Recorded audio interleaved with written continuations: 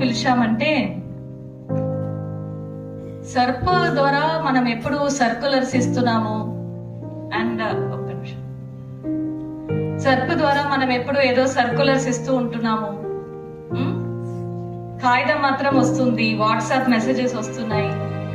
కానీ మన 25 years completion తర్వాత మనం ఏ దారిలో వెళ్ళాలి, ఆ దారి అన్నది మనం మంచిగా నిర్ధారించుకుంటే మనందరికీ క్లారిటీ ఉంటుంది. ఇప్పుడు మీరందరూ 25 years ఎక్స్పీరియన్స్ తో పనిచేస్తున్నారు. నా ఒక కోరిక ఏంటంటే ఆ పూర్వ వైభవాన్ని తిరిగి తీసుకొని రావాలి.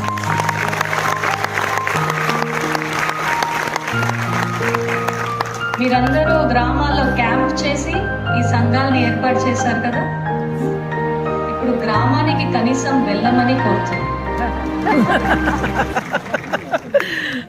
మీరు ఏమనుకోవద్దు, అంటే అందరూ గ్రామానికి వెళ్ళట్లేదు అని నేను అనట్లేదు. చాలా మంది చాలా సిన్సియర్ గా కమిటెడ్ గా ఉన్న వాళ్ళు చాలా మంది ఉన్నారు.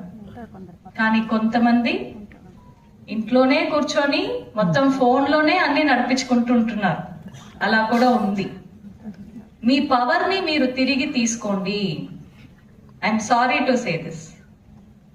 ఒక మండల్ మీ రాజ్యం, ఆ రాజ్యంలో మీరు రాజు రాణి. కానీ రాజు రాణి అక్కడ తిరగలేదంటే ఏమవుతుంది? వేరే వాళ్ళు కబ్జా చేసుకుంటారు. ఎవరు కబ్జా చేసుకున్నారు? కరెక్ట్, నేను చెప్పలేదు, మీరే అంటారు.